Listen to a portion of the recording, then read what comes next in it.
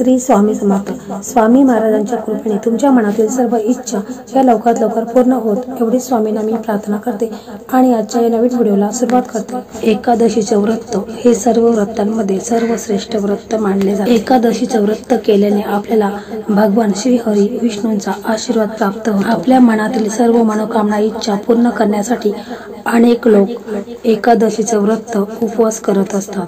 परंतु एक गोष्ट लक्षात ठेवायची आहे की एकादशीचे व्रत करताना आपल्याला बरेच जे काही नियम आहेत तर ते नियमांचं आपल्याला पालन करायचं आहे. अनेक प्रकारचे कडक नियम आपल्याला पाळायला लागतात. त्याचप्रमाणे खाण्यापिण्याचे काही नियम आहेत तर ते देखील पाळायचे आहेत. एकादशीच्या दिवशी काही वस्तू काही पदार्थ आहेत तर ते चुकूनही आपण खाऊ नयेत. त्यामुळे त्या व्रताचा आपल्याला लाभ होत नाही. जर तुम्ही एकादशीचे व्रत मनोभावे पूर्ण श्रद्धेने करत असाल तर श्री हरी विष्णूंचा आशीर्वाद तुम्हाला प्राप्त होईल.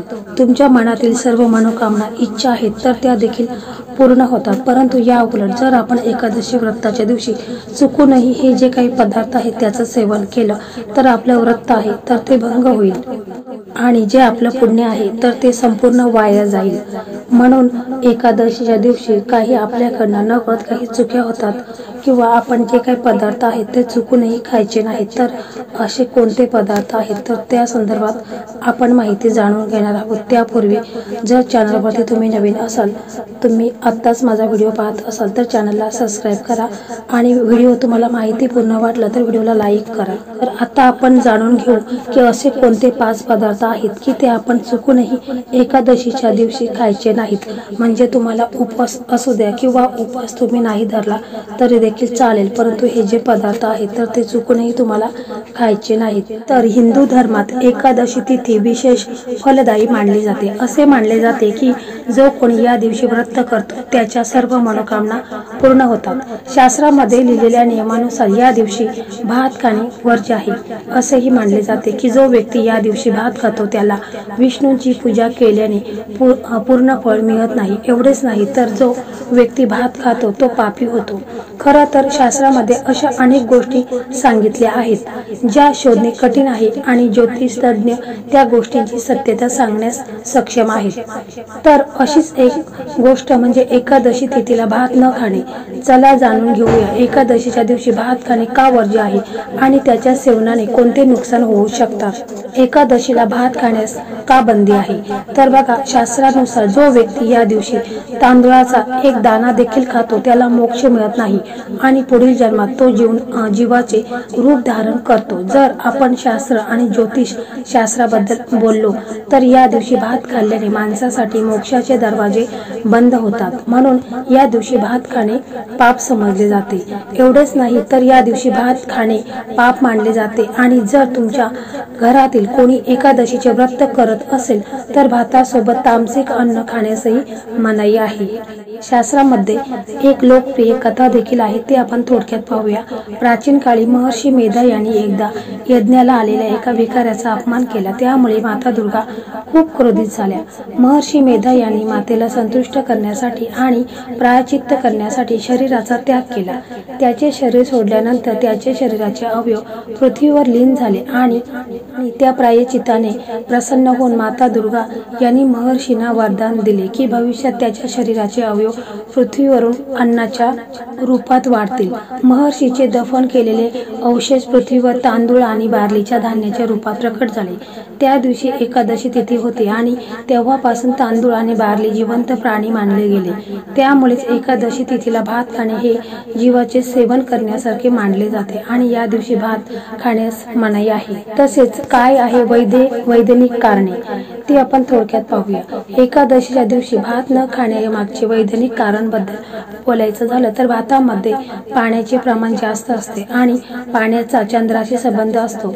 चंद्राचा पाण्यावर जास्त प्रभाव असतो आणि माणसाच्या शरीरात 70% पाणी देखील असते. चंद्राचा मेंदू आणि हृदयावर परिणाम होतो कारण तो मनाचा कारक मानला जातो. चंद्राच्या प्रभावामुळे एकादशीला भात खाल्ल्याने माणसाला मानसिक आणि हृदयाशी संबंधित आजार होऊ शकतात. याचे उल्लेख पुराणामध्ये केलेले आहे. तसेच पुराणावर विश्वास ठेवला तर एकादशीच्या दिवशी भात न खाण्याचा सल्लाही दिला जातो। या दिवशी भात खाणाऱ्याला मृत्यूनंतर मोक्ष मिळत नाही असे मानले जाते। हिंदू धर्मात एकादशी तिथी विशेष महत्त्वाची मानली जाते, त्यामुळे या दिवशी इतर अनेक गोष्टी करू नयेत। तसेच या दिवशी तामसिक अन्न म्हणजे चिकन, मटण, मच्छी जे काही मांसाहार आहे तर ते आपल्याला वर्ज्य करायचं आहे। चुकूनही आपल्याला या दिवशी मांसाहार करायचं नाही, मद्यपान करायचं नाही, धूम्रपान करायचं नाही, तंबाखूचं देखील सेवन करायचं नाही। तसेच या दिवशी तामसिक पदार्थामध्ये कांदा आणि लसूण याचे देखील आपल्याला सेवन करायचे नाही। म्हणजे आपण इतर वेळेस जेवणामध्ये भाजी बनवताना कांदा लसूण वापरत असतो, परंतु या दिवशी जर तुम्ही उपवास केलेला असेल तर उपवास सोडता वेळेस देखील तुम्हाला कांदा लसूण व्यतिरिक्त तुम्हाला भाजी बनवायची आहे आणि अशी भाजी बनवूनच तुम्हाला उपवास सोडायचा आहे। देवशेनी एकादशीला पूर्ण रूपात आपल्याला सात्विक आचार विचार असावे। या दिवशी तामसिक पदार्थाचे जसे मासे, कांदा लसूण याचे सेवन करू नये आणि कोणत्याही प्रकारची नशा करू नये, तंबाखू आणि सिगारेट ओढू नये। या दिवशी विडा देखील खाऊ नये। या पदार्थाचे सेवन केल्यास मनात वाईट विचार येऊ शकतात असे धर्मग्रंथामध्ये सांगितलेले आहे। तसेच आषाढी एकादशीला कोणाप्रती वाईट विचार आणू नये आणि कोणाबद्दल वाईट देखील बोलू नये। जर आपल्या मनात एखाद्या प्रति द्वेष, इच्छा, लोभ असल्यास या दिवशी या विकारापासून दूर राहावे आणि देवभक्तीमध्ये मन रमवावे, तेव्हा पूजा सार्थक होते। तसेच या दिवशी एकादशीच्या दिवशी पूर्णपणे ब्रह्मचर्याचे पालन करावे। केवळ शरीर नाही तर मनाने देखील या दिवशी असे विचार देखील मनात येणे योग्य नाही जे ब्रह्मचर्याच्या नियमाच्या विरुद्ध असतील। मनावर पूर्णपणे ताबा असावा आणि दिवस केवळ देवाच्या मंत्राने जप करत घालवावा। रात्री देखील जमिनीवर चटई घालून झोपावे, गादी वगैरे घ्यायची नाही। जो उपवास करत असेल त्यांनी एवढे नियम तर अवश्य पाळायचे आहेत, परंतु जे कोणी उपवास पकडत नाही त्यांनी देखील हे नियमाचं पालन हे अवश्य करायचं आहे।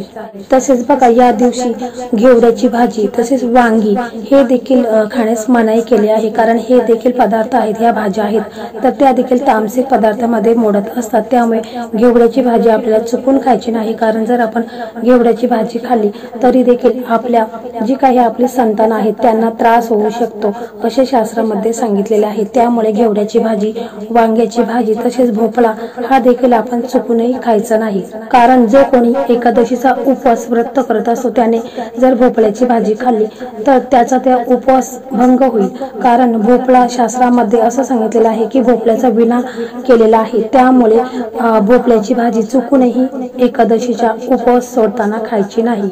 म्हणजे एकादशीच्या दिवशी द्वादशी असते, त्या दिवशी आपण एकादशीचा व्रत उपवास सोडत असतो, तर चुकूनही आपण वांग्याची भाजी खायची नाही, घेवड्याची भाजी खायची नाही आणि भोपळ्याची भाजी चुकूनही खायची नाही। तसेच कांदा लसूण व्यतिरिक्त आपण भाजी बनवायची आहे। तसेच बघा एकादशीच्या दिवशी तुळशी मातेला देखील जल अर्पण करायचं नाही, कारण एकादशी अमावस्या या दिवशी तुळशी माता ही निर्जला उपवास करत असते, म्हणून चुकूनही आपण एकादशीच्या दिवशी अमावस्याच्या दिवशी तुळशी मातेला जल अर्पण करायचं नाही, एवढी देखील आपल्याला काळजी घ्यायची आहे। या चुका देखील आपण करायच्या नाहीत। तसेच आता पावसाळा असल्याने हवेत आर्द्रता वाढलेली असते, त्यामुळे पचनशक्ती कमी झालेली असते। अशा वेळी थोड्याच प्रमाणात आणि पचायला हलके असे पदार्थ या काळात खायला हवेत, पण या उलट एकादशीच्या वेळेला एकादशी आणि दुप्पट कशी असं केलं जातं, त्यामुळे पित्ताचा त्रास वाढण्याची शक्यता असते। साबुदाणा खिचडी, वडे, पापड्या, बटाटा चिप्स, केळ्याचा चिप्स असे तळलेले पदार्थ पचायला जड तसेच वजन आणि कोलेस्टेरॉल वाढणारे आहेत। गोड पदार्थही या दिवशी जास्त खाल्ले जातात, त्यामुळेही पचनशक्तीवर ताण येण्याची शक्यता असते। जे उपवास पकडत असतात त्यांनी जिभेवर नियंत्रण ठेवून पोटाला काही काळ विश्रांती देणे हे या उपवासाचे प्रयोजन असते। आहारातील बंधन पाळण्याची प्रशिक्षण यामुळे मिळते आणि वेळ प्रसंगी आपल्या आहारावर कोणते बंधन आले तर ते सहज शक्य होते। तसेच मोठ्यापर्यंत सगळेच घरोघरी आषाढी एकादशीचा उपवास करतात। उपवास म्हणजे पोटाला आराम देणे असे असले तरी उपवासाचे पदार्थ खायला आवडत असल्याने एकादशी आणि दुप्पट कर्कशी असं मात्र होतं, त्यामुळे तब्येतीला त्रास होण्याची शक्यता असते. पावसाळ्यात पचनशक्ती क्षीण होत असल्याने तसेच ऍसिडिटी किंवा गॅसच्या समस्यामध्ये वाढ होते. म्हणून एकादशीचा उपवास करताना आहाराबाबत कोणती काळजी घ्यायला हवी, उपवास करताना कोणत्या गोष्टी लक्षात ठेवायला हव्यात. तर उपवासाच्या दिवशी तुम्ही साबुदाण्याची खिचडी खाऊ शकता किंवा भगरही खाऊ शकता. बटाट्याची भाजी हे देखील तुम्ही उपवासाला खाऊ शकता. परंतु जे तळलेले पदार्थ असतात जसे की वेफर्स, बटाट्याचे चिप्स, केळ्याचे चिप्स, तळलेले पदार्थ हे पचायला जड असतात, त्यामुळे हे पदार्थ खाणे देखील टाळायचे आहेत. तसेच राजगिरा पिठाची भाकरी ही देखील तुम्ही बनवून खाऊ शकता. तर मित्रांनो, अशा प्रकारे आजच्या या व्हिडिओमध्ये आपण जाणून घेतलेलं आहे की एकादशीच्या दिवशी असे कोणते 5 पदार्थ आहेत ते चुकूनही आपण खायचे नाहीत, त्यामुळे व्रताचे लाभ आपल्याला मिळणार नाहीत. तर मित्रांनो, अशा प्रकारे आजचा व्हिडिओ होता. तर हा व्हिडिओ तुम्हाला कसा वाटला कमेंटमध्ये नक्की सांगा. व्हिडिओ आवडला तर व्हिडिओला लाईक करा, शेअर करा आणि चॅनलला सबस्क्राईब करा. धन्यवाद.